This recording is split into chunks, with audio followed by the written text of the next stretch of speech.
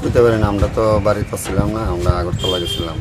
তখন সময় ধর না 12টা 12:30টার দিকে আমরা ধরে ফোন গেছে, বড় আগুন লাগছে।